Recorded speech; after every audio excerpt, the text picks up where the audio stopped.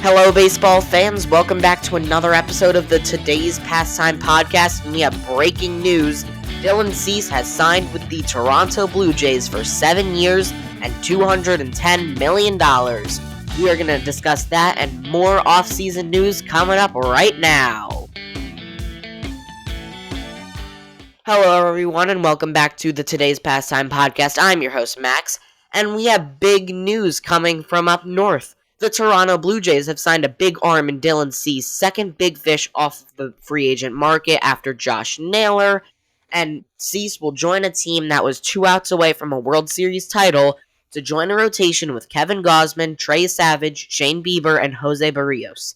Cease had a 4.55 ERA with the Padres last year, but he had a 3.46 expected ERA, and when your xERA is lower than your regular ERA, that means you are unlucky, and his xERA was much lower than his real ERA, which means that he was very unlucky last year.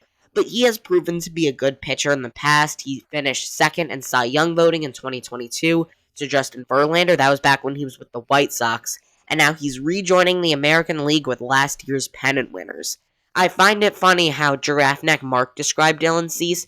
It seems as though on even years he's phenomenal, on odd years he's the opposite of phenomenal. So we'll have to wait and see on that. But I like this move for the Blue Jays. They were 20th in the league in staff ERA last year, so that definitely helps. And obviously they want to get better after just missing out on a World Series title.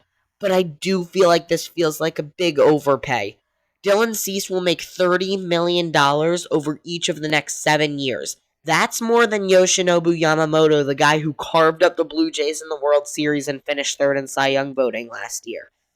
I think the Blue Jays probably just wanted to get this done quick so they wouldn't lose Cease, but now you're paying a guy who's turning 30 next month, $30 million a year until he is 37 years old, which, like I said before, is crazy, especially when you consider he had a 4.5 ERA last year.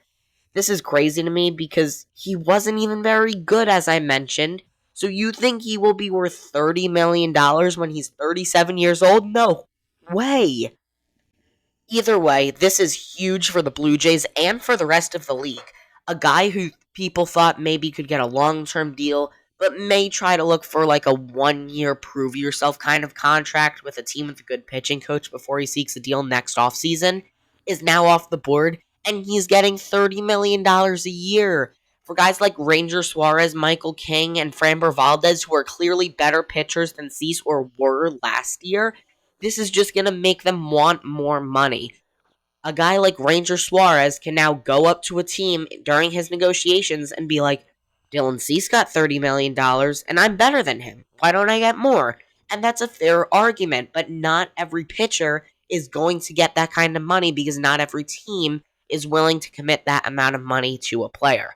If this ends up slowing the market down because other pitchers see Cease's contract and want similar or more money, this could be a big talking point next offseason between the MLBPA and the league when they're trying to work out a new collective bargaining agreement.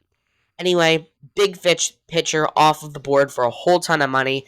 The offseason is in full swing. I'm so excited. In case anyone was wondering, I had Cease going to the Angels in my prediction. I just felt like Artie Moreno would be the kind of guy to throw a ton of money at a guy like Cease, and Cease wouldn't be able to refuse, but instead of going to a bad team, he goes to a really good one north of the border. That's pretty much all I have on Dylan Cease, but real quick before we wrap it up, I just want to talk about some other things that have happened around the league. As I mentioned briefly before, Josh Naylor is going back to the Mariners on a 5-year deal. And I think this was exactly what the Mariners had to do, because for a team that's trying to contend and win right now, you can't have Luke Raley be your everyday first baseman, and I'm not sure there were any guys on the free agent market besides Naylor who were real great fits for them.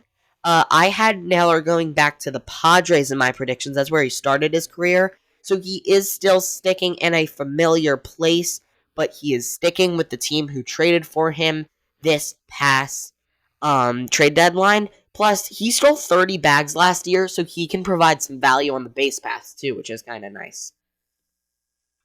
Brandon Nimmo and Marcus Semien were traded in a 1-for-1 swap between the Mets and the Rangers. the Mets shed salary in the long run and get a really good defensive second baseman when we know David Stearns is really focused on run prevention next year. And for the Rangers, they get an outfielder, which they so desperately needed, and a bat to plug in at the top of their order. I did see that Chris Young said that Brandon Nimmo is going to be playing right field. I don't understand that because Brandon Nimmo does not have a good arm. But if you would like to hear a more in-depth overview of that trade, specifically from the Mets side of things, where I go pretty much more in-depth to everything, check out the video on my second channel around the Mets, link in the description.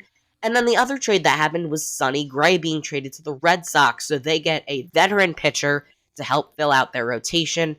And the Cardinals get a major league ready arm in Richard Fitz, who has a really plus fastball, as well as a lefty prospect in Brandon Clark. So I think this was a good move for both sides, and there was some contract restructuring.